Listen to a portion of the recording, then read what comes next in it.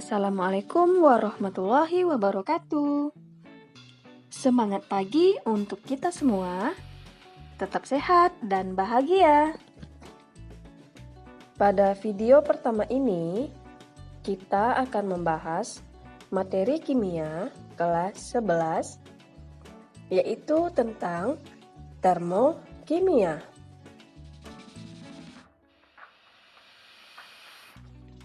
Adapun tujuan pembelajaran kita adalah setelah mempelajari materi ini, siswa diharapkan mampu untuk 1. Menjelaskan pengertian entalpi suatu zat dan perubahannya.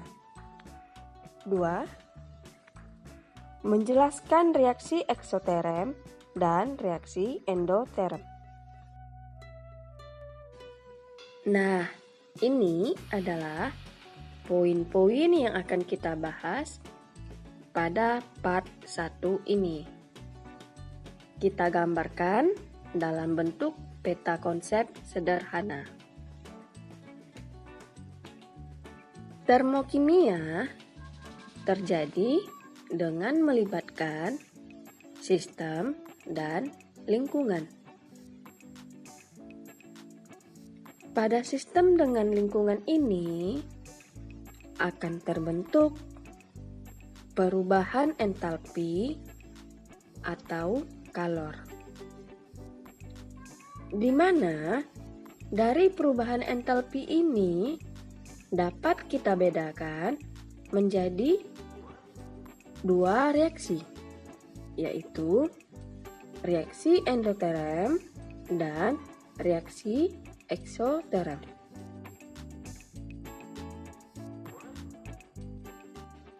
Termokimia itu apa sih? Ada yang tahu?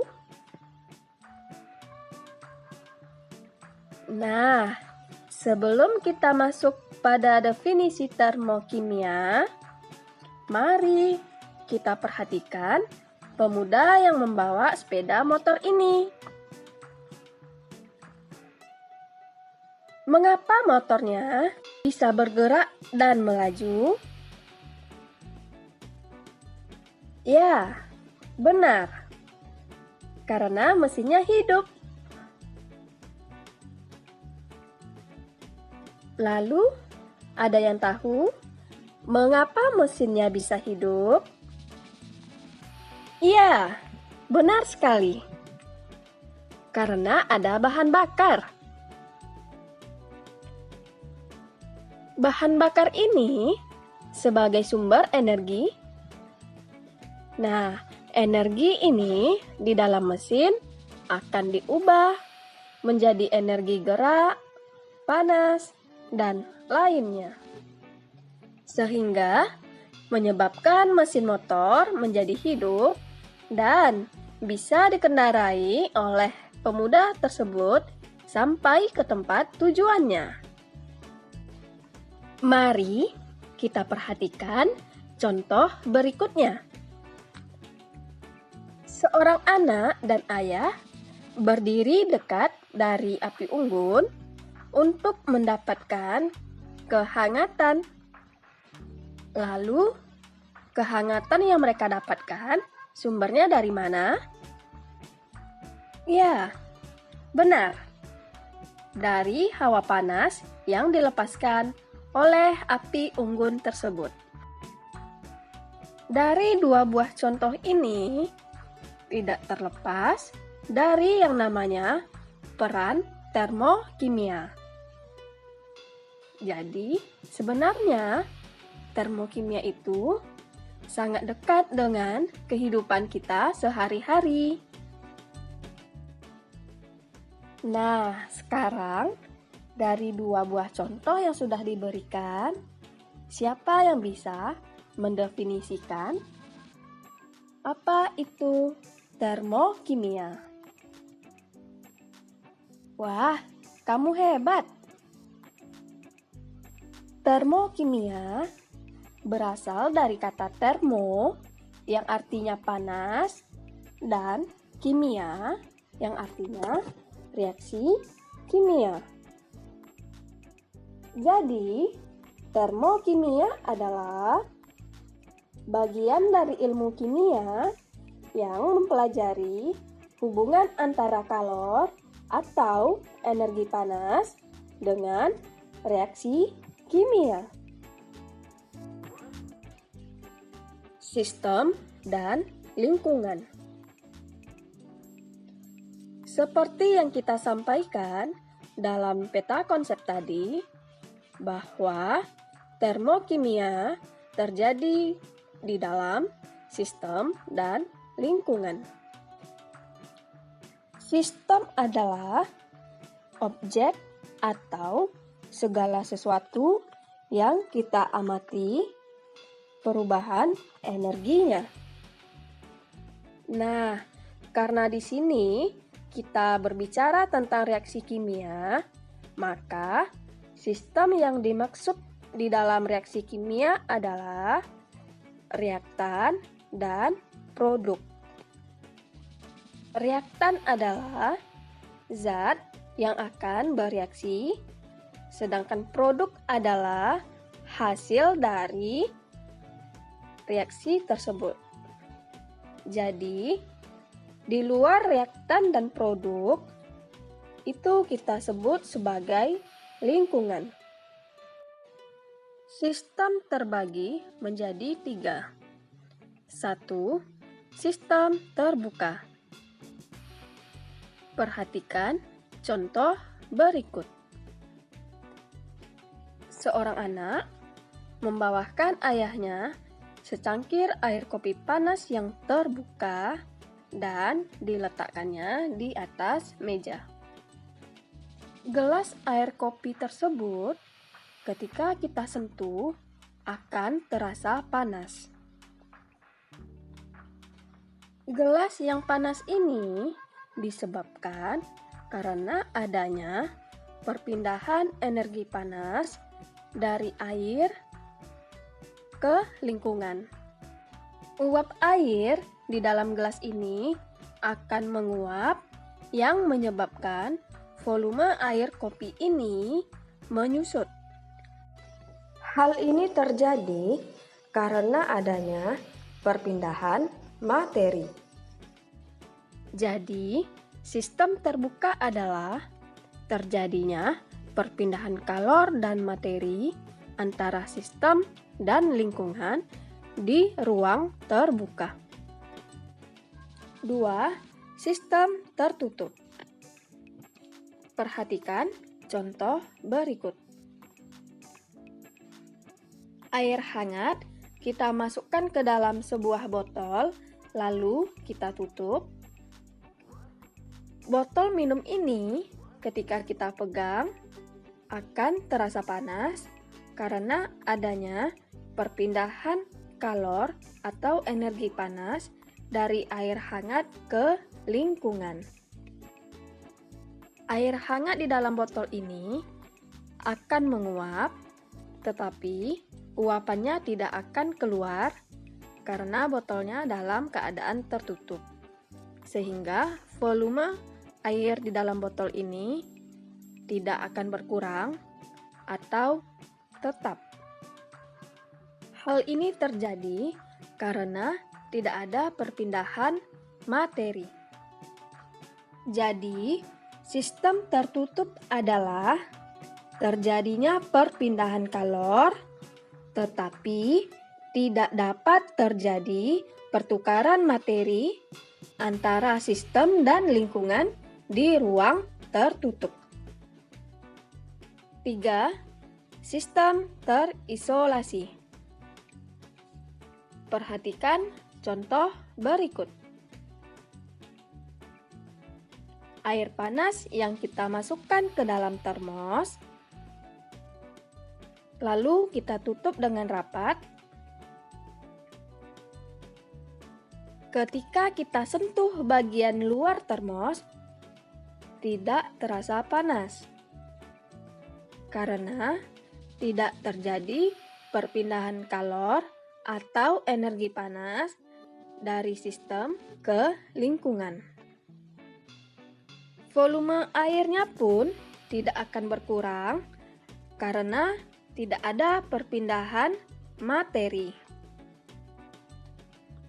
Jadi, sistem terisolasi adalah tidak terjadinya perpindahan kalor dan materi antara sistem dan lingkungan di ruang yang terisolasi atau tersekat. Lingkungan. Lingkungan adalah segala sesuatu yang berada di luar sistem. Perhatikan gambar berikut.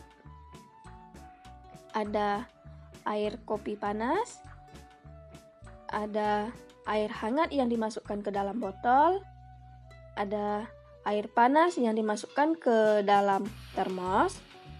Nah, di luar dari yang itu, kita sebut sebagai lingkungan. Sedangkan air kopi panas, air minum hangat, air panas yang dimasukkan ke dalam termos, itu kita sebut sebagai sistem. Antara sistem dan lingkungan dapat terjadi perpindahan kalor atau energi panas.